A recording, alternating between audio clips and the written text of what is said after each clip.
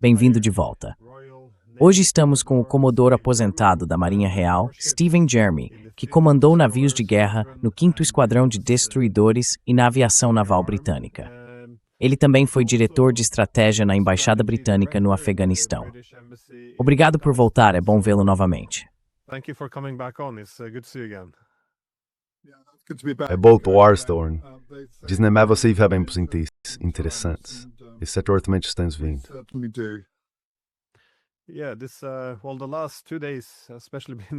É bem, os últimos 2 dias têm sido especialmente interessantes. A guerra contra o Irã é muito diferente de qualquer coisa que tenhamos visto ou feito nos últimos 30 anos, ao que parece. Quero dizer, em termos de guerra, não parece haver uma estratégia clara. O planejamento parece ter sido insuficiente para uma situação de guerra menor. Parece haver pouca capacidade de defender todos os ativos na região. Não há domínio de escalada, ao que tudo indica, e muitas coisas que poderiam dar errado agora parecem estar dando errado. Simplificando, eu realmente não entendo a decisão de ir à guerra, considerando que tantas variáveis aqui eram incertas. Mas você é o nosso comodoro da Marinha Real.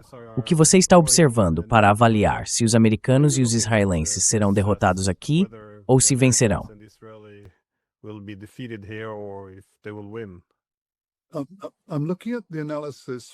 Estou analisando a questão sob 2 pontos de vista, Glenn. O primeiro é no nível político-militar e em seguida de curto prazo, como acho que a campanha realmente vai se desenrolar. O segundo é o que chamo de nível estratégico geral, como isso se apresenta no médio e longo prazo. Esse segundo nível é bastante sutil, mas talvez devêssemos abordar a questão nesses 2 níveis, começando pelo político e militar. Acho que uma boa introdução a isso é o trabalho de 2 pessoas que você conhece tão bem quanto eu. O primeiro é o general von Clausewitz, que disse que antes de entrar em uma guerra, é realmente necessário compreender a natureza dessa guerra.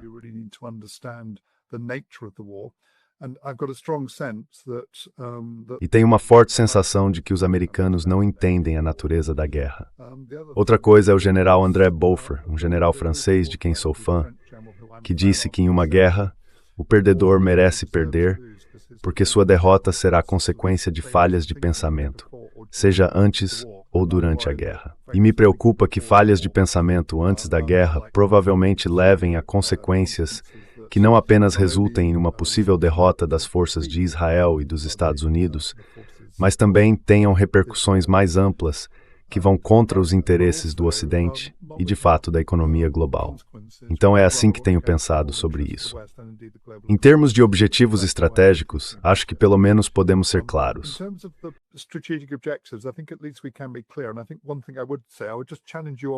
Acho que uma coisa que eu diria é que eu te desafiaria em um ponto. Você disse que isso não é como as últimas guerras. Eu acho que é como o Afeganistão, o Iraque, a Líbia e depois a Síria, no sentido de que realmente não há uma estratégia. Então, novamente, parece que estamos na mesma situação em que não pensamos estrategicamente sobre isso. Dito isso, parece haver uma estratégia aqui, do ponto de vista de Israel e dos Estados Unidos, que é alcançar uma mudança de regime por meio do poder aéreo. Agora, isso é algo importante. Alcançar uma mudança de regime por meio do poder aéreo, até porque não me lembro da última vez que isso foi feito, ou mesmo se já foi feito, já que a mudança de regime geralmente exige algo mais substancial.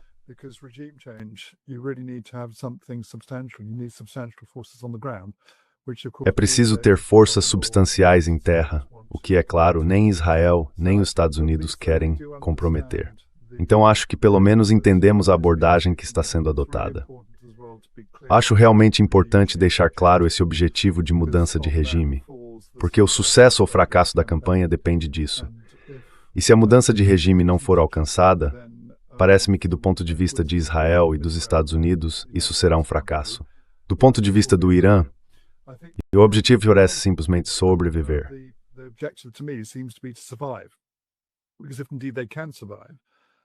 Porque se eles conseguirem sobreviver, e não necessariamente não acho que esperem derrotar Israel e os Estados Unidos completamente, mas se conseguirem sobreviver e causar danos significativos, e acho que esses danos já começaram a acontecer, Então isso será uma vitória para eles. Então a sobrevivência, na verdade, um pouco como tem sido para o Hamas e o Hezbollah, é mais sobre não ser derrotado do que sobre vencer. E para os iranianos, acho que não ser derrotado já é uma vitória. É assim que estou começando a pensar sobre isso. E depois, pensando também na campanha, sobre a qual poderíamos conversar, essa também é a sua percepção, Glenn, sobre como os objetivos e a estratégia gerais se apresentam.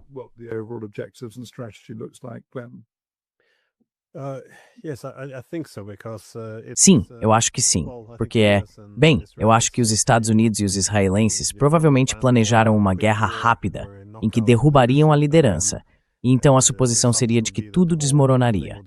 E novamente, algumas das mensagens eram algo como: saiam às ruas, eliminamos a liderança militar, a liderança política, agora há caos, vocês podem ter sua liberdade. Acho que eles não percebem que, por exemplo, matar Khamenei, a mais alta autoridade religiosa, não vai fazer as pessoas saírem às ruas em apoio aos Estados Unidos. Isso vai fazer com que as pessoas fiquem muito patrióticas e saiam em defesa do próprio governo.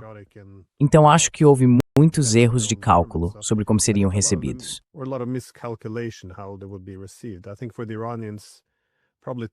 Acho que para os iranianos, o tempo provavelmente está a favor deles, porque, como eu disse, eles só precisam sobreviver. Precisam esgotar o adversário e causar dor suficiente para garantir que isso não aconteça novamente.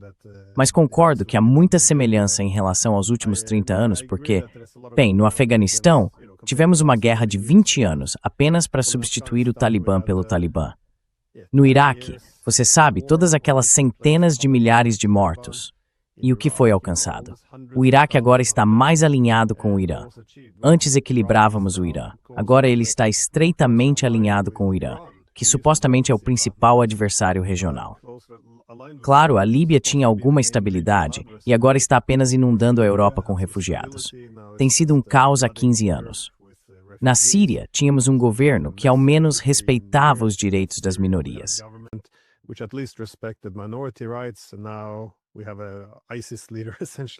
Agora temos um líder do ISIS, essencialmente governando isso como se fosse nosso aliado. É só que, quando nos envolvemos em todas essas coisas, tínhamos outras ambições. Mas, novamente, há muito pouco espaço para críticas em relação ao que realmente pode ser alcançado. Mesmo que, o objetivo fosse mudar os regimes em todos esses países, onde houve sucesso, e é sempre a mesma coisa. Sempre que há uma nova guerra, surge a mesma ideia de que se você a critica, então não é patriota o suficiente.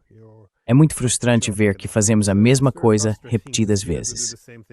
Mas o meu ponto é que o Irã é muito diferente de todos esses outros fracassos. Este é, como vemos agora, um país que consegue suportar muita dor e infligir muito castigo àqueles que o atacam.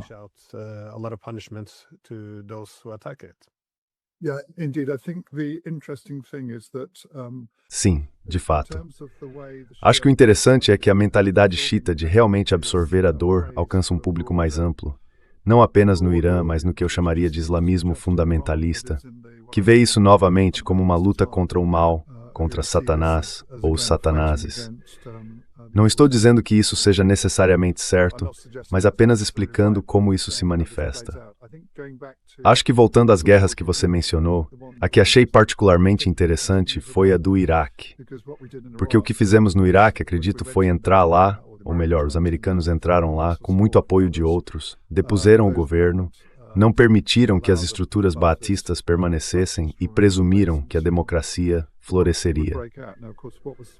Agora, é claro, o que aconteceu foi que, quando as eleições ocorreram, a liderança sunita baatista, que representava 20%, foi deposta democraticamente pelos 60% xiitas, que votaram sem surpresa em líderes xiitas. E, claro, os curdos sempre quiseram ser independentes de qualquer forma.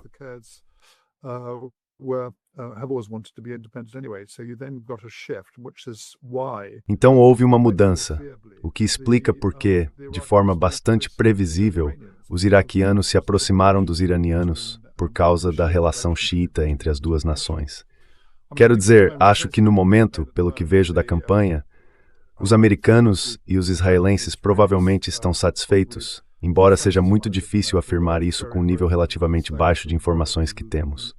Pelo que posso perceber, a primeira parte da campanha usou os americanos em funções de apoio e os israelenses em funções de ataque. Então os TLAMs, desculpe, isso significa mísseis Tomahawk Glenn, foram o principal meio pelo qual os ataques foram realizados pelos americanos. Embora eu suspeite que também tenham usado drones, com aeronaves aparentemente sendo utilizadas pelos israelenses, embora não saibamos ao certo.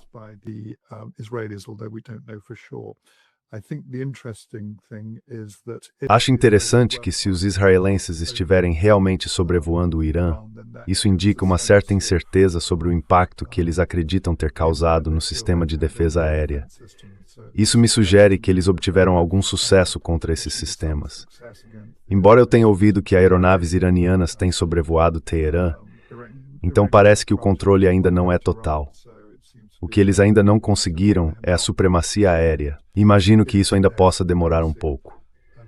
Mas quando alcançarem a supremacia aérea, se conseguirem, ou melhor dizendo, a superioridade aérea, isso significaria que aeronaves americanas e israelenses poderiam operar com relativa liberdade em todo o território iraniano.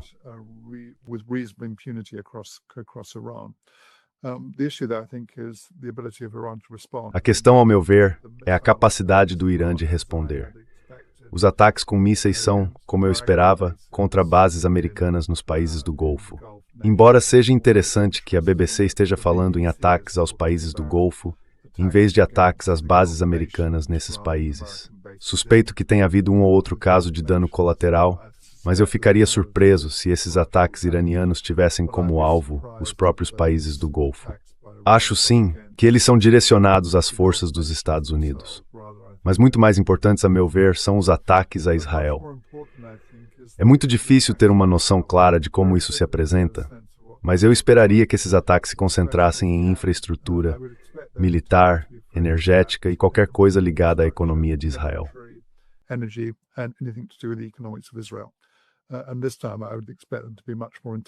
Desta vez eu esperaria que os ataques fossem muito mais intensos e durassem enquanto os iranianos conseguissem sustentá-los. Isso parece ser fundamental para toda a campanha, porque se os iranianos conseguirem manter um bombardeio contínuo contra Israel, chegando à marca de 12 dias, quando Israel, como agora sabemos, pediu aos americanos que interviessem porque não aguentavam mais.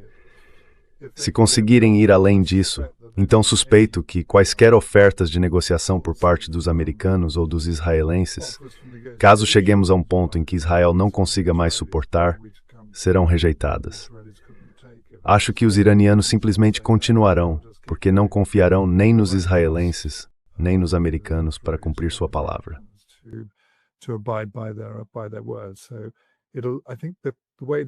Então acho que a forma como essa campanha vai se desenrolar dependerá da capacidade dos americanos de realmente desgastar aquelas forças de bombardeio estratégico e da capacidade dos israelenses, sua economia e sociedade, de sustentar e prolongar o bombardeio. Novamente, é difícil dizer como isso vai acontecer, mas acredito que esse é o ponto-chave do qual a campanha vai depender. Minha suposição é que, se chegarmos a 12 dias, e ouvi dizer que os americanos esperam que a campanha termine em cerca de um mês. Se chegarmos perto de um mês, e os iranianos ainda estiverem em boa ou eficaz condição, então acho que estaremos diante de uma decisão muito difícil para os americanos, menos para os israelenses.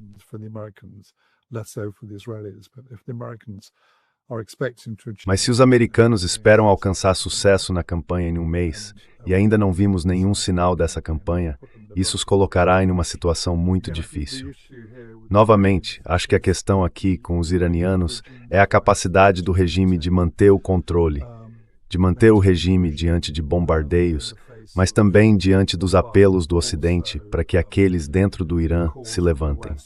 Acho que essa é uma questão em aberto. Meu palpite é que eles acharão isso muito difícil, porque geralmente é complicado fazer essas coisas a partir do ar. Então, meu palpite é que a campanha acabará resultando em uma reversão estratégica para os israelenses e os americanos. Mas provavelmente não saberemos disso até pelo menos o 15º dia, se não até o fim do mês.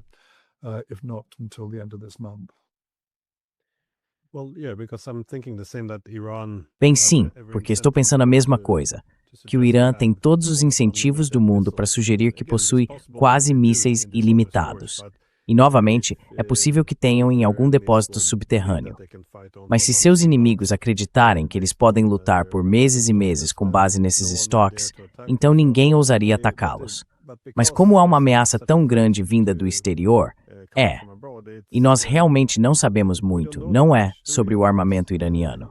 Quero dizer, quando falo com iranianos, é claro que eles dizem, bem, temos muito, mas não há como verificar isso.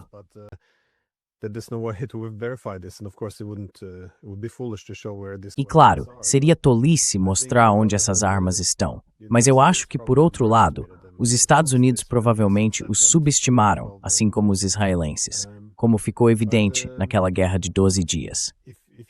Mas se você estivesse nos Estados Unidos, como avaliaria o progresso nessa guerra? Seria principalmente a destruição das defesas aéreas, para então começar a controlar os céus? Ou o que eles realmente estão buscando? Imagino que, se conseguissem derrubar o governo no primeiro dia e incentivar uma mudança de regime, isso seria uma coisa. Mas se isso não acontecer, se o governo se mantiver firme e isso se tornar uma guerra de atrito, o que eles estão tentando alcançar?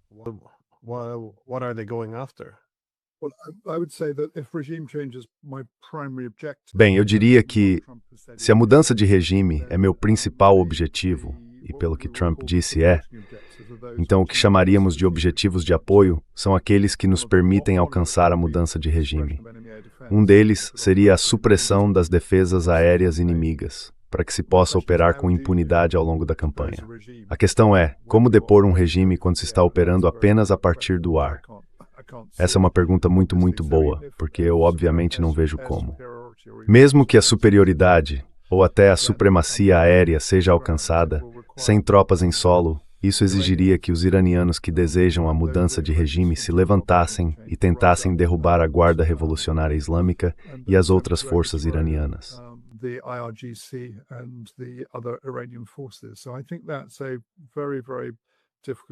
Então acho que essa é uma decisão muito difícil.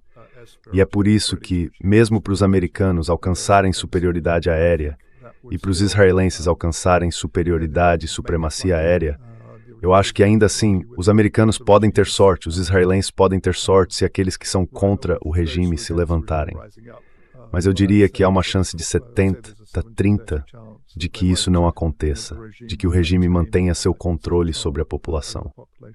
Principalmente porque suspeito que muitas pessoas se unirão em torno da bandeira e estarão muito mais interessadas em se opor a uma mudança de governo imposta de fora do que em fazê-la internamente.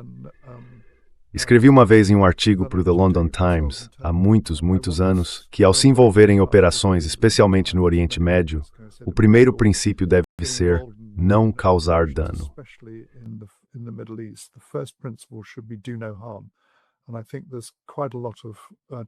E eu acho que há uma boa chance de que teríamos causado mais mal do que bem aqui, assim como fizemos nas últimas 4 intervenções nessa região. Mais uma vez, muito disso se resume ao fato de não entendermos realmente como o regime funciona e como a política e a religião dentro dele estão tão intimamente interligadas que muitas vezes é melhor pensá-las como uma só coisa, o que obviamente não é o caso no Ocidente. O perigo é que, com muita frequência no Ocidente, presumimos que as pessoas pensam como nós e deixamos de fazer a análise adequada. Enquanto, quando você realmente observa esses países, eles são muito diferentes na forma como pensam e sentem. Vou te dar um bom exemplo. Quando eu estava no Afeganistão, levamos uma eternidade para realmente entender o que era a insurgência.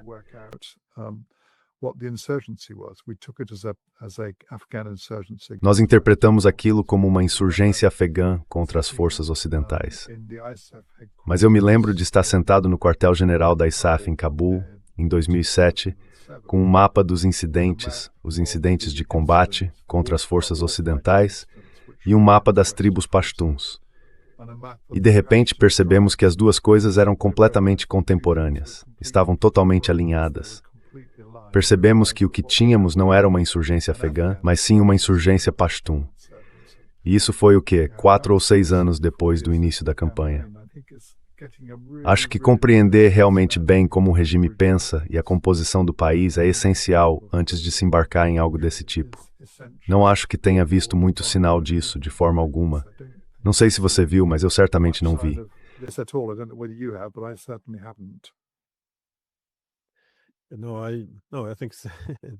Não, acho que é definitivamente importante saber contra quem se está lutando. Mas tenho a impressão de que isso é outro erro de cálculo, talvez relacionado ao tipo de armamento utilizado. Os Estados Unidos podem estar tentando conter os ataques iniciais do Irã e, em seguida, acreditando que o Irã está se esgotando por causa do armamento antigo. Mas do lado iraniano, eles dizem que estão fazendo o oposto, que estão eliminando primeiro os mísseis e drones antigos justamente para desgastar as defesas aéreas americanas. E então, quando essas estiverem esgotadas, eles trarão as armas mais modernas.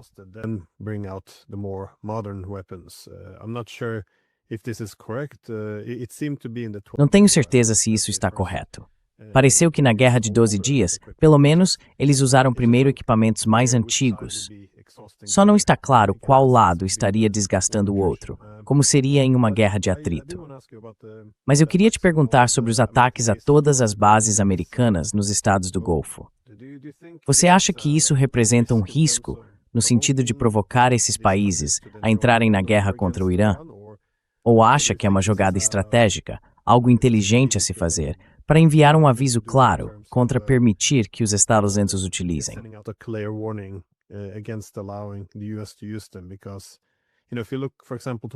Porque se você observar, por exemplo, a guerra com a Rússia, vemos que os europeus podem agir quase com impunidade. Eles podem dizer, vamos enviar essas armas, vamos fazer ataques profundos, faremos isso, faremos aquilo. E os russos não retaliam. Parece que os iranianos apenas querem estabelecer um precedente claro de que qualquer um que ajudar será atingido.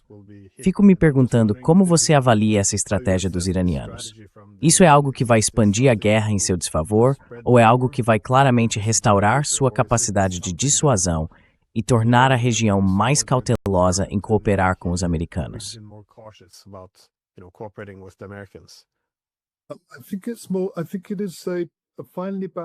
Acho que é um julgamento delicadamente equilibrado, mas eu diria que é mais provável que torne a região mais cautelosa. Seria um erro presumir que os estados sunitas do Golfo são grandes admiradores do Irã. Há muita antipatia entre os dois, e isso já faz muito tempo. Até, é claro, a situação na Palestina começar e as pessoas começarem a se afastar de Israel. Vimos que os acordos de Abraão seriam assinados, mas de repente não foram. Então há muita antipatia, mas acho que parte dela existe no nível das elites e não tanto entre a população em geral. Porque, é claro, o que existe nos estados do Golfo são governos autocráticos, vamos deixar isso bem claro. Da mesma forma que o Estado iraniano é autocrático à sua maneira.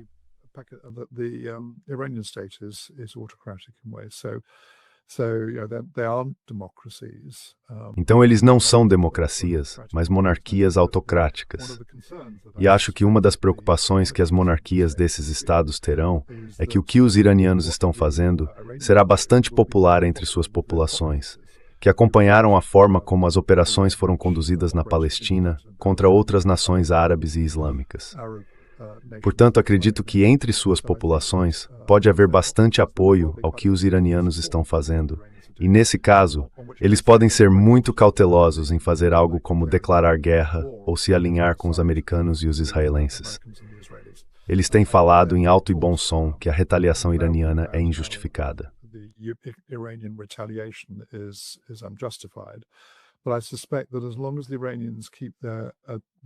Mas eu suspeito que enquanto os iranianos continuarem com sua retaliação, focada nas bases americanas, a mensagem será aquela que você mencionou. Ouvi na mídia, é claro, que houve ataques em locais além das bases americanas. Duvido que isso seja deliberado. Suspeito que ou as armas seguiram na direção errada ou foram abatidas, e houve danos colaterais como resultado das armas caindo onde não estavam destinadas a atingir. Também pode ser o caso de mísseis de defesa aérea caindo. Então há uma série de razões possíveis. Eu apenas ficaria surpreso, não consigo imaginar por que os iranianos achariam que é de seu interesse mirar mais amplamente nas populações dos estados do Golfo. Acho que manter o foco nas bases aéreas e navais faz mais sentido para mim.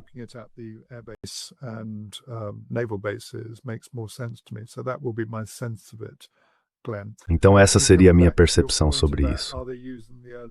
Glenn, voltando ao seu ponto sobre se eles estão usando primeiro os mísseis mais antigos e obsoletos, suspeito que provavelmente sim. Achei que os ataques deles durante a Primeira Guerra de 12 Dias foram bastante sofisticados na forma como foram executados. Então me parece que eles provavelmente estão gastando o material mais antigo, até porque, como defensor aéreo, você não sabe o que está vindo em sua direção. Você só sabe que algo está vindo, e precisa para o pior cenário, e trabalhar para derrubá-lo. E claro, isso está a consumir no município. What you're doing with that is actually using up ammunition. I was fascinated to hear Scott Ritter say, I think... Fiquei fascinado ao ouvir Scott Ritter dizer, acho que pode ter sido com você, ou talvez com o juiz napolitano, que um almirante americano, o chefe do Estado-Maior Conjunto, foi afastado há 3 dias.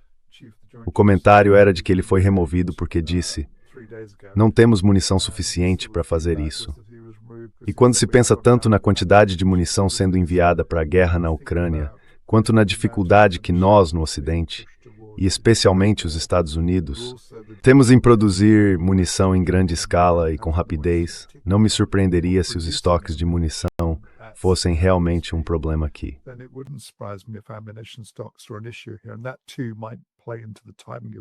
E isso também pode influenciar o momento disso, Glenn. Se a guerra se eles souberem que suas munições estarão limitadas depois do fim de março, então você sabe, aí está a resposta para a pergunta sobre o que acontece em seguida. Eles terão que parar. Mas, novamente, eu não sei.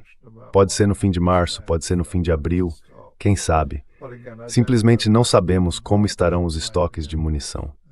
Mas não me surpreenderia se isso fosse um fator importante no raciocínio deles e na necessidade de realmente encerrar a guerra mais rapidamente do que talvez fosse possível de outra forma.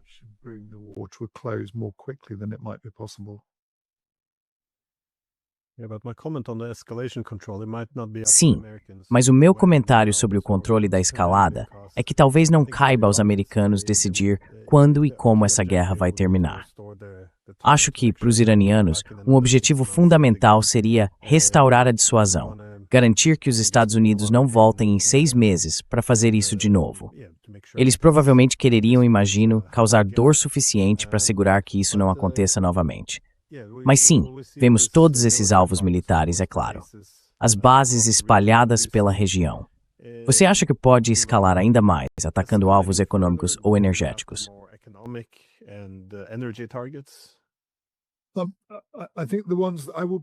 Acho que o que me surpreenderia, não é impossível, mas eu ficaria surpreso se eles atacassem a infraestrutura de energia dos estados do Golfo. Simplesmente não acho que isso esteja nos interesses deles. Posso estar errado.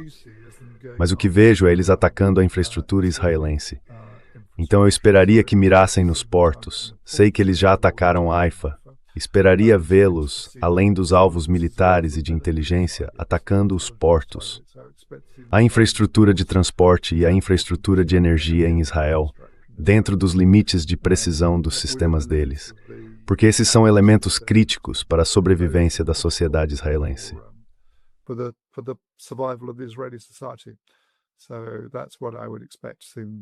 Então é isso que eu esperaria ver eles fazendo. E Israel é uma nação pequena, tem 1/8 do tamanho do Irã. Então eu diria que eles têm uma chance muito melhor de destruir essa infraestrutura do que o contrário. Mesmo que americanos e israelenses alcançassem total superioridade ou supremacia aérea. É aí que eu esperaria ver o foco deles. Vai ser interessante observar. Vejo que eles realmente fecharam os estreitos para a maior parte do tráfego, mas apenas por meio de avisos, em vez de miná-los ou usar força. E esse é o outro ponto que eu espero, ou que estou acompanhando com interesse, para ver como isso se desenvolve.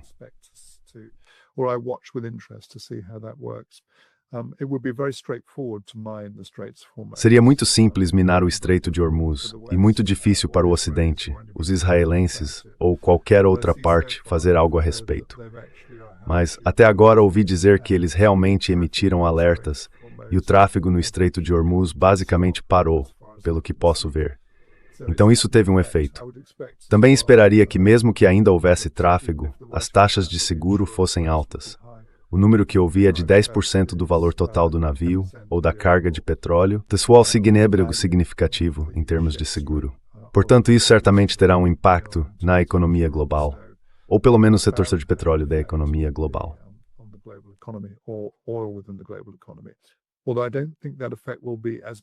Embora eu não ache que esse efeito será tão rápido quanto algumas pessoas dizem. Ele pode aparecer rapidamente nos preços do petróleo, mas menos nos produtos refinados, que ainda serão entregues sob os contratos antigos, com o custo do petróleo antigo incorporado à cadeia de suprimentos. Portanto, também é uma espécie de faca de dois gumes, porque, é claro, a China depende bastante do petróleo iraniano. É uma faca de dois gumes em termos de como eles lidam com isso. Resumindo, acho que o foco estará em Israel e na capacidade econômica de Israel. E será interessante ver como isso também se refletirá nos Estados Unidos.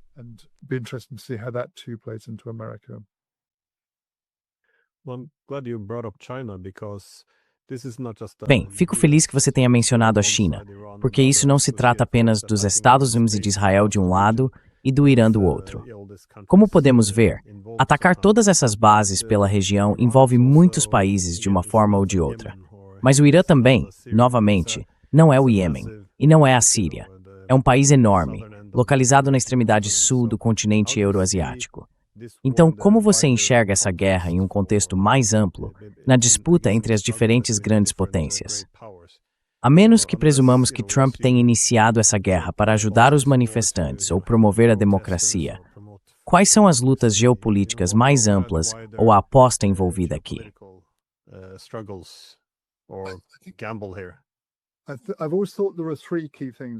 Sempre achei que existem três fatores fundamentais no contexto geopolítico atual, o contexto geopolítico global, mas há um quarto a ser acrescentado. O primeiro é a transição de um mundo unipolar para um mundo tripolar, com três grandes potências, China, Rússia e Estados Unidos. O segundo é o estado bastante precário da economia global. E o terceiro é a situação do fornecimento de energia no mundo. A isso, neste caso específico, eu também acrescentaria o papel que o islamismo radical desempenha no Oriente Médio e em outras regiões. Começando pelo primeiro ponto, acredito que a questão central aqui é que a China depende significativamente do petróleo externo. E nesse aspecto, acho que o erro na minha análise inicial sobre por que a guerra poderia acontecer foi não ter considerado devidamente Eliot Cohen e a estratégia de segurança nacional e como ela estava sendo construída de forma a tentar recuperar a posição unipolar dos Estados Unidos.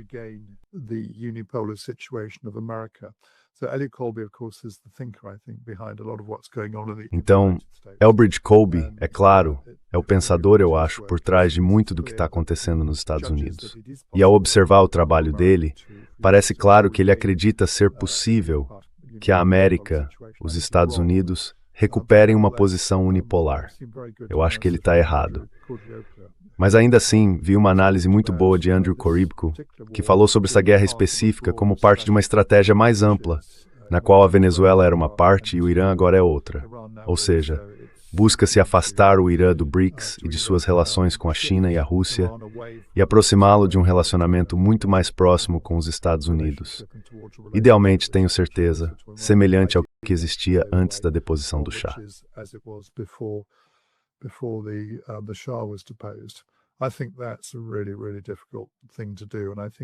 Acho que isso é algo realmente difícil de fazer. E se essa é a visão deles, então é uma visão que subestima a forma como os iranianos, especialmente aqueles dentro do islamismo fundamentalista, se sentem em relação aos Estados Unidos. O que me deixou confuso foi que eu estava meio a meio sobre se a guerra aconteceria, porque me parecia que havia tantas desvantagens e pouca chance de sucesso. Eu disse a Danny Davis, acho que 2 ou 3 dias atrás, que, se fosse acontecer, seria no meio da próxima semana, quando as pessoas tivessem tempo de esvaziar suas embaixadas.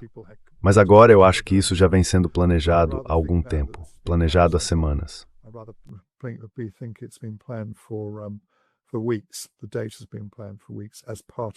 A data foi planejada há semanas como parte dessa estratégia mais ampla. Porque se você vê a guerra como parte de uma estratégia mais ampla, não se trata apenas de mudança de regime, trata-se de confrontar a China. Então eu consigo entender que isso possa, de certa forma, mudar o cálculo na Casa Branca para algo como, certo, vamos correr o risco porque vale a pena por essa razão mais ampla.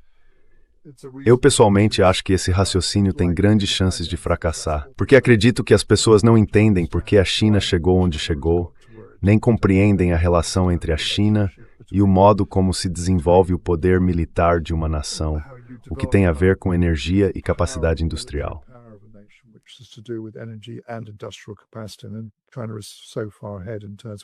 E a China está tão à frente em termos de capacidade industrial em comparação com qualquer outro país que estamos falando de algo como 20 anos antes de chegarmos perto disso. Então, eu só me pergunto se esse foi um dos fatores. Faz sentido para mim. E achei a análise do Andrew muito plausível. Acho que a terceira parte disso é a situação energética. Novamente, isso se conecta à China. Então não é apenas a situação energética, mas também a situação energética e econômica. Quero dizer, o que você tem na China é uma nação que detém uma grande quantidade de dívida americana. E nos Estados Unidos, há uma situação bastante paralela em relação a como refinanciar o seu tsunami de dívidas que está se aproximando. Acho que a maior parte disso precisa ser refinanciada neste ano ou no próximo.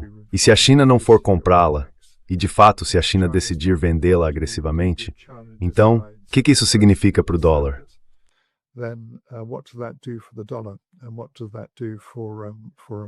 E o que isso faz pela situação econômica americana, que já parece difícil? Quero dizer, está ruim.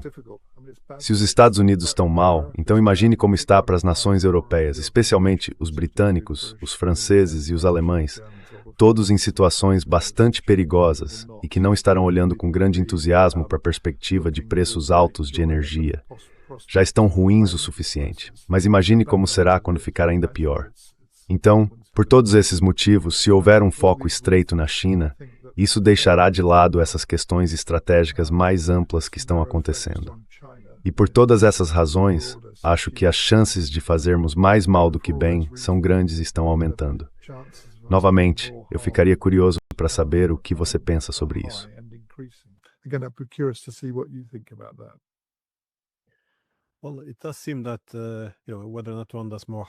Bem, parece que, independentemente de se causar mais mal do que bem, muitas das estratégias das grandes potências têm sido quase tudo ou nada.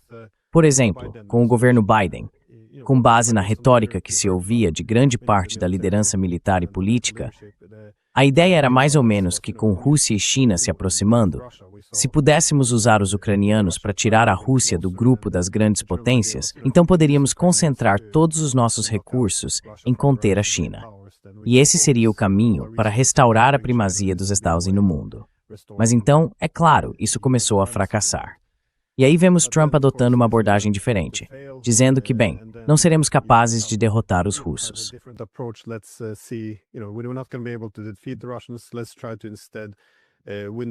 Vamos tentar, em vez disso, conquistá-los um pouco. Acho irrealista esperar que os russos mudem da China, mas pelo menos poderíamos criar algum distanciamento entre eles. A Rússia gostaria de diversificar, ter boas relações com os Estados Unidos e então, sabe, um equilíbrio natural de poder se afirmaria, o que seria favorável a ela. Agora acho que uma lógica semelhante apareceu, possivelmente com o Irã. Ou seja, vemos esse Irã poderoso, que é importante para essa constelação eurasiática mais ampla, com China, Rússia e Irã. E a ideia é que podemos neutralizar os iranianos, ou colocá-los do nosso lado sob um governo favorável aos Estados Unidos, ou simplesmente criar uma grande confusão para que não possam ser usados como parceiros por mais ninguém.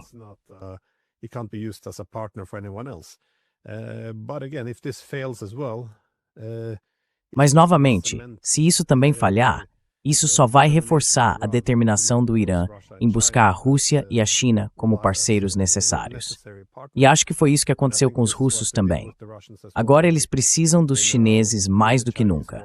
E acredito que pode ser o mesmo com os iranianos. Então parece que ou nós os derrotamos e a distribuição de poder muda a nosso favor, ou falhamos e acabamos consolidando uma aliança de fato muito poderosa contra nós. Parece uma estratégia muito desesperada. Eu não sei, gosto de ver estratégias em que você pode melhorar um pouco ou melhorar muito, mas aqui parece ser sempre uma situação de tudo ou nada. Então, novamente, posso estar interpretando isso de forma incorreta, mas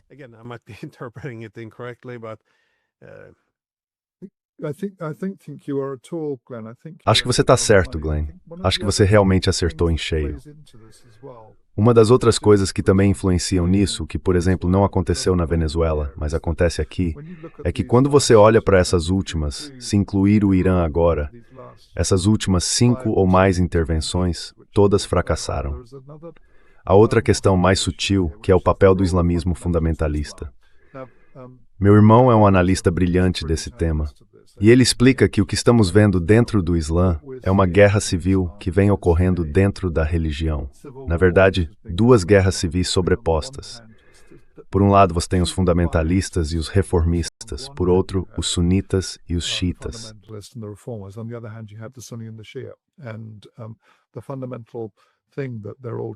E a questão fundamental que todos eles estão tentando resolver é como, de tantas maneiras, o Ocidente conseguiu prosperar desde a década de 1850, enquanto o mundo islâmico não. Uma das coisas que parece uni-los é que os fundamentalistas tendem a dizer que o problema, na verdade, tem sido o Ocidente. A forma como ele tem lidado conosco, colonialismo, intervenção. Os reformistas, por outro lado, são muito mais pró-Ocidente. Eles preferem ver uma situação em que estejam avançando, não necessariamente liberalizando suas sociedades, mas não são tão rígidos quanto a forma de interpretar o Alcorão e de lidar com o Ocidente. E acho que esse é um fato que vejo ser muito pouco compreendido, especialmente nos Estados Unidos.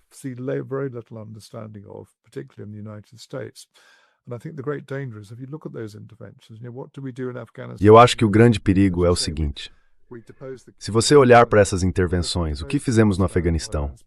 Como você disse, depusemos o Talibã, passamos 20 anos lá e agora o Talibã está de volta no poder. No Iraque, presumimos que a democracia floresceria, mas agora temos um país muito mais inclinado ao xiismo.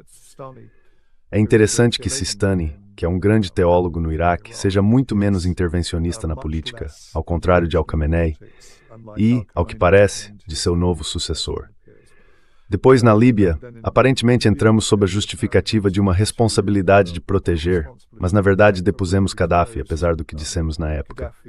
E por último, mas de forma alguma menos importante, está a Síria, onde tentamos depor um governo liderado por alauítas.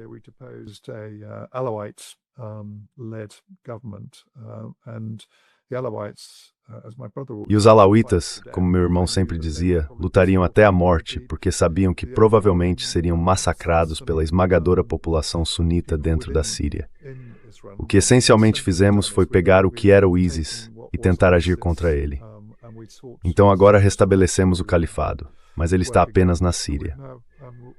Se alguém puder me dizer por que isso é uma boa ideia, estou aberto a sugestões. Mas acho que o grande perigo aqui é que, enquanto continuarmos intervindo, Pax mais mal do bem que mim.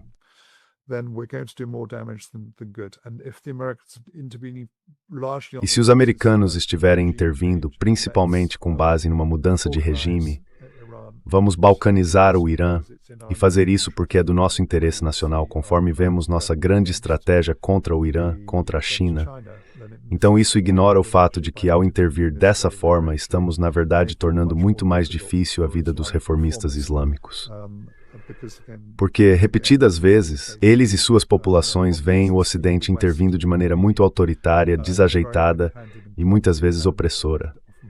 E é claro, tudo que isso faz é favorecer os fundamentalistas, aqueles que não querem reforma alguma, e veem a reforma como o problema, não a solução.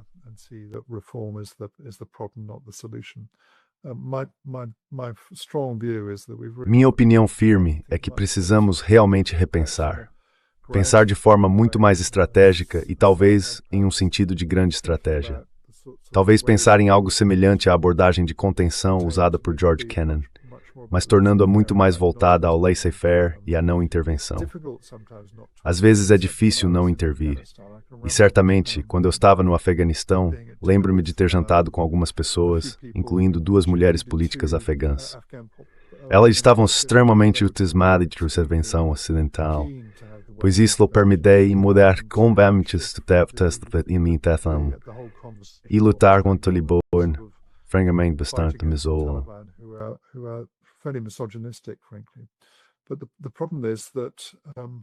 Mas o problema é que para fazer isso é preciso intervir com o entendimento de que isso só vai funcionar, se é que algum dia poderia funcionar, o que eu não acho, apenas se você estiver disposto a fazê-lo por gerações.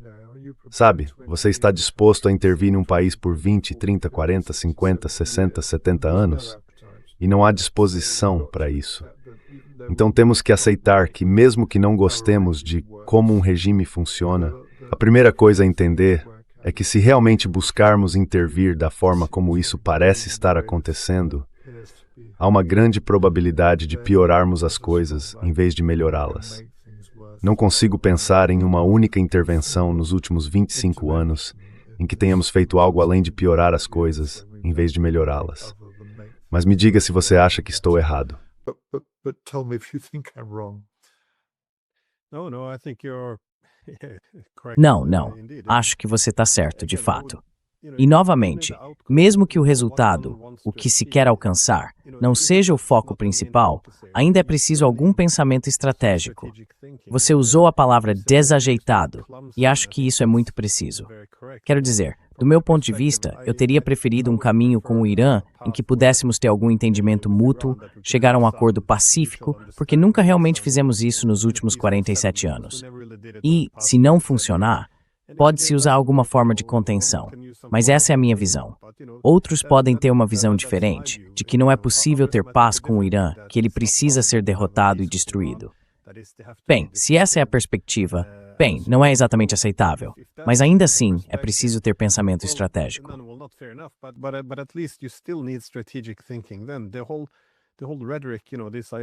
Então toda essa retórica, você sabe, não podemos permitir ayatolás com armas nucleares, e tudo que o povo iraniano quer é se livrar deles. Se apenas abalarmos um pouco o regime, ele vai desmoronar, e então o povo vai tomar as ruas e nos receber como libertadores.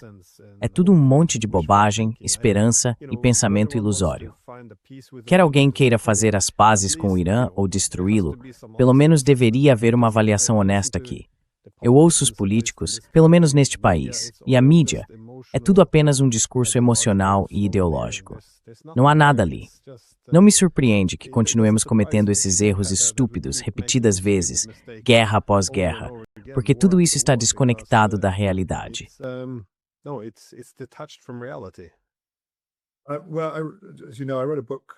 Bem, como você sabe, eu escrevi um livro. Novamente, não é uma propaganda do livro, porque ele está fora de circulação, mas escrevi um livro chamado Estratégia para a Ação.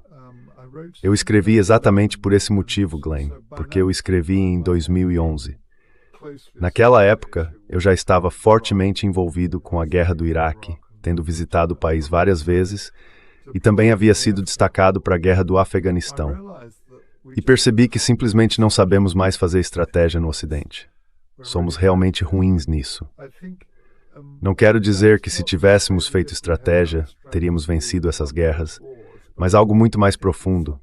Se tivéssemos feito uma análise estratégica adequada, não teríamos nos envolvido nessas guerras em primeiro lugar.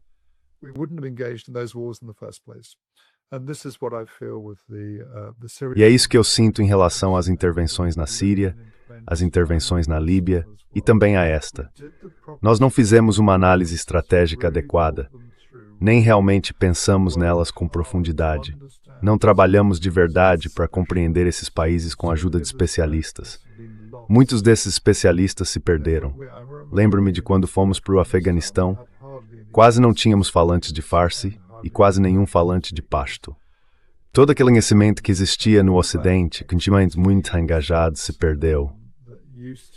E junto com ela, perdeu-se também a compreensão como esses pensam.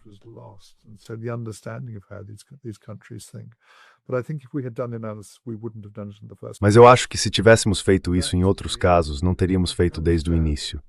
E isso, para mim, remete a Clausewitz. Você sabe, Clausewitz disse que qualquer pessoa envolvida em uma guerra deve primeiro compreender a natureza dessa guerra. E nós não compreendemos a natureza das guerras em nenhuma dessas intervenções. Receio. Esse é parte do problema de repensar tudo. Acho que, como eu disse, André Beaufort, você sabe, o perdedor merece perder. Nós merecemos perder essas guerras porque nunca as pensamos direito desde o começo. Então, me parece que estamos em um acordo violento.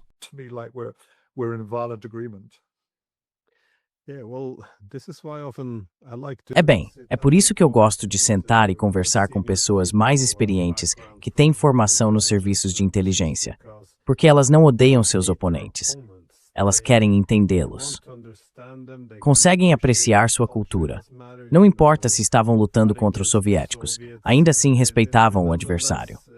Porque uma vez que você se interessa e tem algum respeito, em vez de ódio, então pode avaliar quais são as possibilidades. De fazer a paz, e se isso não for por si, de reverse.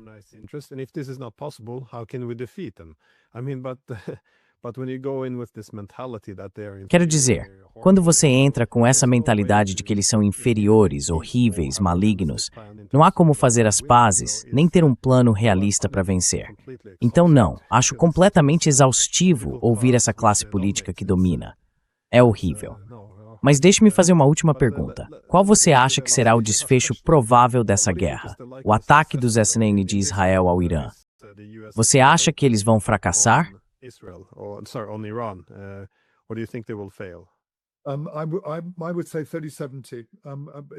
Eu diria 30-70. Não está de forma alguma claro, mas quero dizer 30% de chance de sucesso e 70% de chance de fracasso. Fiquei surpreso que a superioridade aérea parece ter sido alcançada mais cedo do que eu esperava. Não completamente surpreso, mas um pouco. Mas novamente volto a este ponto fundamental. É muito difícil alcançar uma mudança de regime se você não tiver tropas em solo. Nunca haverá um número significativo de tropas americanas ou israelenses em solo. Portanto, se você medir o sucesso em relação ao objetivo de mudança de regime, então acho que isso vai fracassar. O que eu poderia imaginar, porém, é que quando chegarmos ao dia 30 e o regime ainda não tiver caído, possa haver algo como, um pouco como a retirada bem-sucedida das operações no Mar Vermelho contra os Houthis. Uma espécie de uma reconstrução esportiva e select aos propósitos de Stalin. Algo como, reduzimos forças de bombardeio.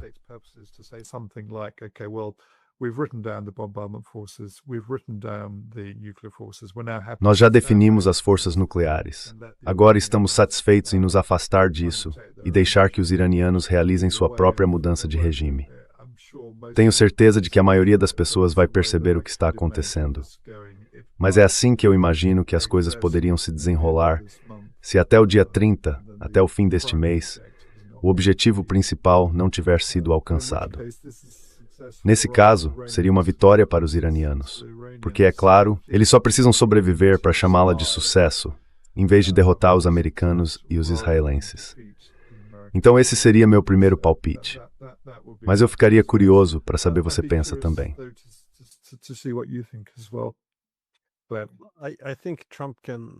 Mas acho que Trump pode recuar até certo ponto, porque estou lembrando da Guerra de 12 Dias, quando atacaram o Irã em junho. E sabe, naquele momento, ele estava fazendo comentários como só aceitaremos rendição incondicional. Isso não aconteceu. Mas depois ele simplesmente disse, bombardeamos as instalações nucleares deles. Foram obliteradas, eles não podem restaurá-las. Vitória. Então você redefine sua vitória e pode voltar para casa fingindo que venceu. Acho que fizeram algo parecido com o Iêmen. Isso é uma força, porque muitas vezes os países procuram tais.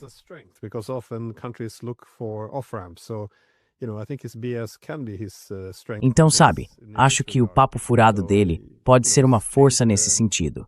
Ele já mudou a definição de vitória antes, então pode fazer isso de novo. Acho que é possível. Se isso se arrastar por algumas semanas, eles ficarem sem armamentos e os iranianos estiverem causando destruição demais para eles e seus aliados, então consigo imaginar o Trump dizendo: bem, destruímos tantas das fábricas deles onde produzem esses mísseis. A capacidade deles de fabricar mísseis balísticos foi atrasada por décadas e a vitória é nossa. Agora vamos encerrar isso e voltar para casa. Então, não é algo impensável.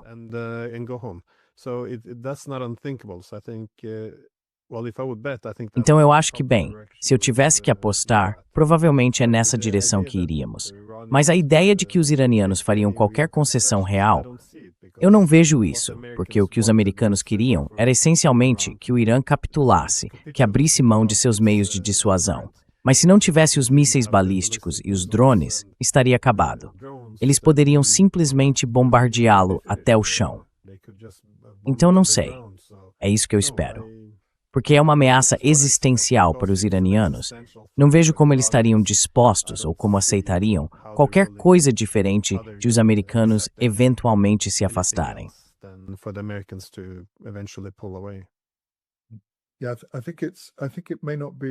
Sim, acho que talvez não seja algo existencial para os Estados Unidos. Claramente não é existencial em termos da guerra para os Astuems. Pode ser existencial para Israel, mas acredito que é muito possível que seja existencial para a presidência de Trump. Porque se eles realmente recuarem e entrarem nas eleições de meio de mandato, de uma forma que comece a parecer apenas uma redefinição da vitória, eu ficaria curioso para ver quantos republicanos realmente continuarão apoiando Trump à medida que se aproximam das eleições. Será interessante ver se o Congresso pode, de fato, recorrer novamente à lei dos poderes de guerra e começar a agir contra Trump. Não sei, mas pode ser algo existencial para a presidência de Trump. Vamos ver. Eles precisarão ser bastante ágeis para convencer as pessoas de que isso realmente é uma vitória, redefinindo quais eram, no início, os objetivos da guerra. Mas vamos ver.